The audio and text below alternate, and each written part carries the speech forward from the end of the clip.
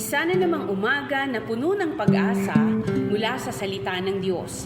Halina at makibahagi sa ating umagang pagbubulay, pagpapalakas at pagpapatatag sa ating pananampalataya sa Panginoong Hesus. Mula sa Section 6 ng Southern Tagalog District Council of the Assemblies of God, tayong lahat ay magkaisa sa pagpapalagong espiritual.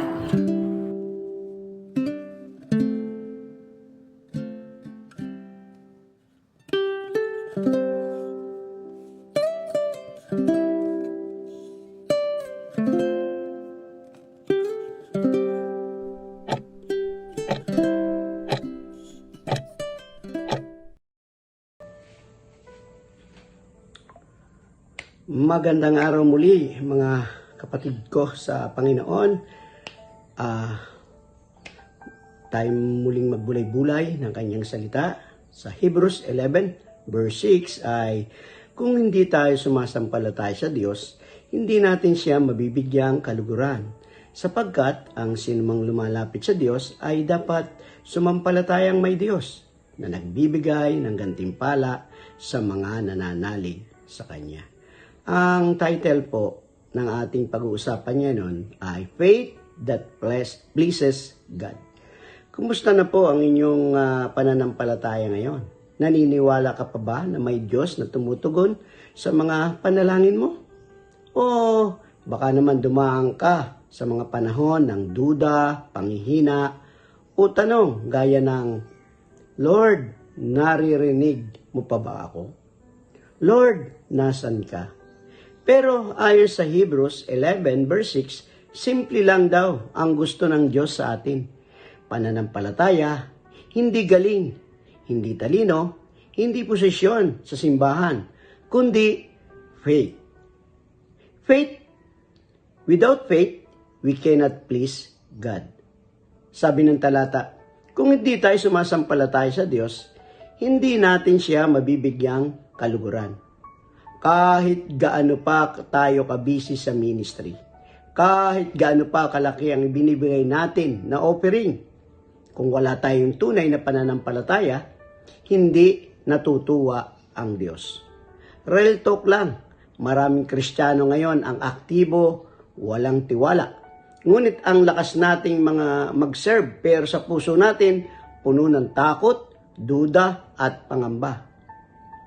Are you doing thing by faith or by fear? Faith means believing that God is real. Sabi doon sa talata, sapagkat ang sinumang lumalapit sa Diyos ay dapat sumampalatayang may Diyos. Hindi sapat na naniniwala ka lang na may Diyos sa isip mo. Kailangang buong puso, buong buhay mo ay sumandig sa Kanya. Ang tunay na sumasampalataya ay hindi lang bilip, ito ay trust. Hindi lang paniniwala, kundi pagsuko. Halimbawa, kapag may sakit ka, tumatawag ka ba agad sa doktor o nananalangin ka muna sa Diyos? Kapag gipit ka sa pera, umaasa ka ba sa diskarte mo o sa provisyon ng Panginoon? God's reward those who seek Him. Sabi dun sa talata, nagbibigay ng gantimpala sa mga nananalig sa Kanya. Yes, may reward ang pananampalataya. Pero, hindi lang reward sa langit, kundi pati sa buhay mo ngayon. Kapayapaan sa gitna ng problema, lakas sa panahon ng kahinaan, pag-asa sa gitna ng kawalan, at higit sa lahat, ang presensya ng Diyos araw-araw. Mayroon akong isang kwento na gusto kong ibahagi sa inyo. Ang bata at ang tatay sa tulay. May isang bata na naglalakad kasama ang kanyang tatay sa isang lumang tulay sa probinsya. Sabi ng tatay, anak, hawakan mo ang kamay ko para hindi ka mahulog.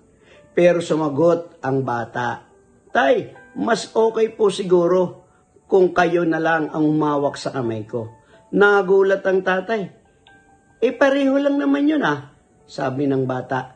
Hindi po, kasi kapag ako ang humawak, baka bitawan ko. Pero kapag kayong humawak, siguradong hindi nyo ako bibitawan. Ganyan ang tunay na pananampalataya. Hindi tayo humahawak sa Diyos. Siya ang humahawak sa atin. At kahit mahulog tayo, hindi siya bibitaw. Faith is not feeling. Hindi mo kaya lang madama ito, ma-feel na malapit ka sa Diyos para magtiwala. Faith is a choice. Piliin mong maniwala sa Diyos kahit hindi mo pa nakikita ang sagot. Kahit hindi mo pa naramdaman ang himala, kahit parang tahimik ang langit. This week, ask yourself, I'm living by faith or by sight? I'm pleasing God with my choice, my attitude, and my trust. So mga kapatid, gusto mo bang malugod ang Diyos sa iyo? Kailangan mo ng pananampalataya. Tayo manalangin. Lord, turuan mo akong sumampalataya ng totoo. Patawarin mo ako sa mga pagkakataong nagdududa ako o umaasa sa sarili ko. Bigyan mo ako ng pananampalatayang tunay na nakalulugod sa iyo. Salamat dahil may gantimpala ang mga nagtitiwala sa iyo. Sa pangalan ni Jesus, na aming Panginoon, Amen. Amen. Purihin po ang Panginoon sa umagang ito, pagpalain tayo.